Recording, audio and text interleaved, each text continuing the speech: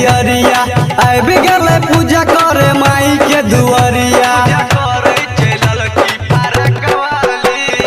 थारी में सजा के उमैट के दियरिया आबि गेलै पूजा करे माई के दुआरिया। उ तो कीन के अनल कई चुंदरी जाल बाली। उ तो कीन के अनल कई चुंदरी जाल बाली। रे पूजा करे छै रे पूजा करे छै रे पूजा करे छै ललकी फराक वाली।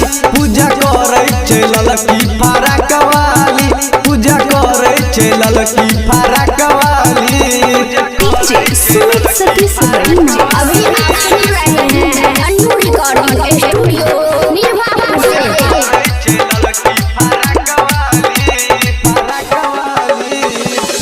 कोचिंग में अपनाऊ तो मूर्ति छै बैठाउने। अपना सहेली के संगे मंदिर छै सजाउने।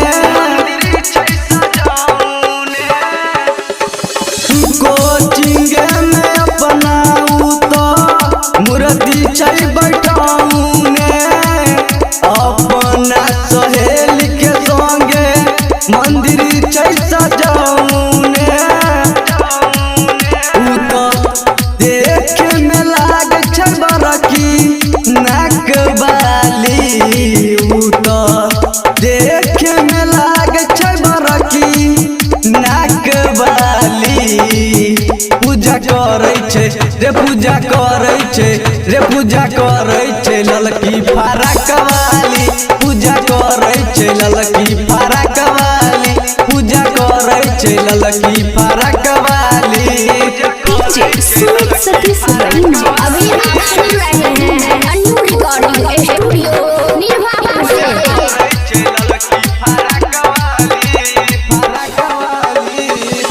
धूप अगरबत्ती किन के लेलकै बाजार से। गायक पंकज भोला जी के पहचान से। धूप अगरबत्ती किन के लेलकै बाजार से। गायक पंकज भोला जी के पहचान से।